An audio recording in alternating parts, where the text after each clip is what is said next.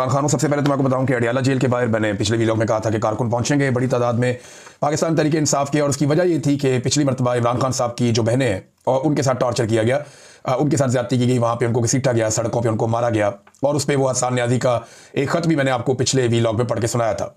अब अडियाला जेल के बाहर एक तो खैबर पख्तूनख्वा की जानिब से बड़ी तादाद में कारकुन आए, दूसरा पंजाब से आलिया हमजा ने कहा कि जो टिकट होल्डर्स हैं और जितने भी लोग वहाँ पे उम्मीदवार हैं या ओहदेदारान हैं वो सारे पहुंचे। तो अडियाला जेल के बाहर यहाँ पे भी बहुत बड़ी तादाद में लोग आ गए, पंजाब से भी, और फिर ISF की एक बड़ी अच्छी खासी तादाद ने इसमें शिरकत की है, नौजवान बड़ी तादाद में, शाहिद खटक, मीना खान अफरीदी, अल्लामा राजा नासिर अब्बास साहब, शौकत बसरा साहब, बहुत सारे वकला भी आए हैं। तो एक बड़ी तादाद है लोगों की जो अलीमा खानम और नौरीन खानम के साथ मौजूद है अडियाला जेल के बाहर। छोटी मोटी झड़पें भी हुई हैं पुलिस के साथ, और इस मरतबा कारकुनों की तादाद हज़ारों में।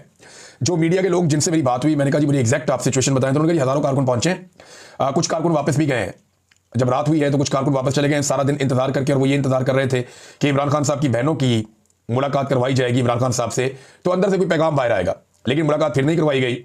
और इस वक्त जब मैंने आखिरी टेलीफोन कॉल किया तो 400 के करीब लोग अलीमा खानम के साथ और इमरान खान की दीगर बहनों के साथ वो अडियाला जेल के बाहर बैठे हैं। इन्होंने जब बढ़ने की कोशिश की अडियाला जेल की जानिब, तो फिर पुलिस की भी बहुत बड़ी नफरत थी, सैकड़ों की तादाद में पुलिस वाले भी इकट्ठे किए हुए थे। तो सारा दिन पुलिस जो है वो लड़ाई झगड़ा कर नहीं पाई। उसकी एक बड़ी वजह यह थी कि कारकुनों की तादाद बहुत बड़ी थी, और दूसरा इस वक्त रियासती इदारे नहीं चाहते, क्योंकि मौजूदा रजीम नहीं चाहता कि कोई नई बड़ी लड़ाई हो जाए। लेकिन इमरान खान साहब से मुलाकात भी वो नहीं करवा पा रहे, बल्कि एक गैर मुल्की सफीर को मुबैना तौर पर उन्होंने ये भी कहा कि बाद में हम कंपनसेट कर देंगे, थोड़ा टाइम हमें दे दें। तो एक आधा महीना मांगा गया था, लेकिन देखें मुलाकातें तो करवानी पड़ेंगी। जब आसिम मुनीर साहब महसूस करेंगे कि अब उन्हें कोई खतरा नहीं है, तो फिर वो इमरान खान साहब की मुलाकातें दोबारा खोल देंगे। ताकत तो बहुत हासिल कर ली आसिम मुनीर साहब ने मौजूदा निज़ाम के अंदर, ताहयात इस्तिस्ना है, ताहयात मुराद है, ये सारी चीज़ें हैं। बहरहाल झड़पें हुई, उनमें हंगू के MNA यूसुफ खान साहब वो नजर आए, बाकायदा वो जख्मी हो गए।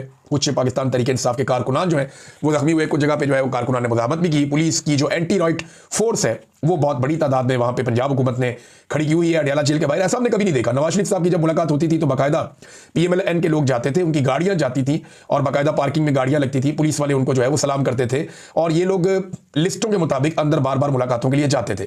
मीडिया के लोग जाते थे, उनके लिए अलग एक पूरा पार्किंग का इंतजाम बनाया हुआ था, बाहर जो है वो कैंप लगा हुआ था, खाने पीने का प्रॉपर इंतजाम होता था, बहुत फैसिलिटेट किया जाता था इमरान खान साहब के दौरे हुकूमत में। जब उस्मान बुज़दार वज़ीर आला था पंजाब का, ये उस्मान बुज़दार से आप पूछ सकते हैं कि किस किस्म के इंतजाम थे। उस वक्त एक ब्यूरोक्रेट जो होम सेक्रेटरी था पंजाब का, वो तो बहुत फैसिलिटेट करता था, बाकायदा वो अहकामात लेता था। पंजाब हुकूमत के मुलाजिम होने के बावजूद वो PMLN से अहकामात लेता था। तो अब सूरत हाल ये है कि यहाँ पे अलीमा खानम ने ऐलान किया कि हम कल सुबह तक यहाँ पे धरना देंगे, अगर इमरान खान साहब से हमारी मुलाकात नहीं करवाई जाती तो फिर ये लंबा धरना चलेगा, इसके ऊपर ये लोग एहतजाज करेंगे। तो ये अडियाला की सिचुएशन है, इसमें डेवलपमेंट होगी, मैं आपके साथ शेयर कर दूंगा। सैकड़ों कारकुनों के साथ अभी भी काफ़ी बड़ी तादाद में लोग वहाँ बैठे हैं। बैरिस्टर गौहर वहाँ पे आए थे, उन्होंने अपना एहतजाज रिकॉर्ड करवाया और उसके बाद बैरिस्टर गौहर वापस चले गए। तो आज के दिन भी इमरान खान साहब की फैमिली की मुलाकातें नहीं करवाई गई, और ना ही मुलाकातें वकला की करवाई गई। तो कैद तन्हाई जो है इमरान खान साहब की, अब जब मैं ये वीलॉग रिकॉर्ड कर रहा हूं तो अब तक जारी है। DG ISPR ने सहाफ़ियों से मुलाकात की, आजकल काफ़ी एक्टिव है। थोड़े दिन पहले ये मुख्तलिफ तालीमी इदारों में भी जा रहे थे, मदरसे के अंदर भी नजर आए कि वहाँ पे इन्होंने बड़ी गर्मजोशी के साथ इनका इस्तकबाल भी किया गया। DG ISPR का इनके माथों के बोसे भी लिए गए, और DG ISPR मदारस में भी पहुंचे, एक मदरसे के अंदर वहाँ पर कुछ बातचीत हुई, उसका अहवाल भी है। लेकिन अभी जो है वो मुलाकात की है जो सीनियर सहाफ़ी हैं, कुछ एंकर्स हैं, उनके साथ DG ISPR ने। इस मुलाकात में क्या बातचीत हुई, ये कुछ चीज़ें मैं आपके सामने रख देता हूँ, जो मेन चीज़ें हैं। एक तो उन्होंने जो अफगानिस्तान में तालिबान हुकूमत है उनको कहा कि तालिबान जो है वो हुकूमत एक रियासत की तरह जो है वो फैसला करें, नॉन स्टेट एक्टर्स की तरह फैसला ना करें। फिर उन्होंने कहा जी कि तालिबान हुकूमत कब तक अबूरी रहेगी, यानी पाकिस्तान की एस्टेब्लिशमेंट को इस बात की फिक्र है कि अफगानिस्तान में एक अवामी मुंतखब हुकूमत होनी चाहिए, लेकिन क्या पाकिस्तान में एक अवामी मुंतखब हुकूमत है? इसका जवाब सारे पाकिस्तानी जानते हैं। फिर उन्होंने कहा जी नॉन कस्टम पेड गाड़ियाँ जो हैं इन पर फौरी तौर पर पाबंदी लगाई जाए, दहशतगर्दी के वाक़यात में इन गाड़ियों को इस्तेमाल किया जाता है। नॉन कस्टम पेड गाड़ियों का धंधा बहुत बड़ा है, ये गाड़ियाँ अफगानिस्तान से पाकिस्तान में दाखिल होती हैं और इनको पाकिस्तान के कई इलाकों में चलाया जाता है, कबायली इलाकों में, इवन स्वात में, ऊपर गिलगित बल्तिस्तान में, बहुत सारे एरियाज़ में ये गाड़ियाँ चलाई जाती हैं जो नॉन कस्टम पेड गाड़ियाँ हैं, और इनकी स्मगलिंग के अंदर बाकायदा बहुत पैसा बनाया जाता है, और बॉर्डर पर खड़ी हुई सिक्योरिटी फोर्सेज भी इसके लिए जिम्मेदार हैं। अच्छा जी, इसके बाद उन्होंने एक स्टेटमेंट दिया DG ISPR ने, उन्होंने कहा जी ब्लड और बिजनेस ये एक साथ नहीं चल सकते, यानी जहाँ पे खून बह रहा हो और साथ आप कारोबार भी करना चाहें, ये अफगानिस्तान के तनाजुर में इन्होंने बात की है। ऐसी ही बात इंडिया पाकिस्तान के बारे में करता था कि ट्रेड एंड टेररिज्म ये एक साथ नहीं चल सकता, यानी टेरर एंड ट्रेड एक साथ नहीं चल सकता। ये बात इंडिया पाकिस्तान के लिए करता था, आज पाकिस्तान वही बात अफगानिस्तान के लिए कर रहा है कि ब्लड और बिजनेस एक साथ नहीं चल सकते। इंडिया ने टी का वर्ड यूज किया, पाकिस्तान ने बी का वर्ड यूज़ किया, लेकिन दोनों तरफ एक नफरत है और वो बढ़ती जा रही है। यानी एक बॉर्डर के साथ फेंस लगाई इंडिया ने ताकि पाकिस्तान से वो महफूज रहे, और एक बॉर्डर के साथ फेंस लगाई पाकिस्तान ने ताकि अफगानिस्तान के साथ पाकिस्तान महफूज रहे और वहाँ से दहशतगर्दी पाकिस्तान में ना आए। अब दोनों तरफ जो है वो कार्रवाइयाँ होती रहती हैं। इंडिया वैसे ही पाकिस्तान को पसंद नहीं करता, और अब ऐसा लगता है कि पाकिस्तान भी उसी तरह से अफगानिस्तान को पसंद नहीं करता।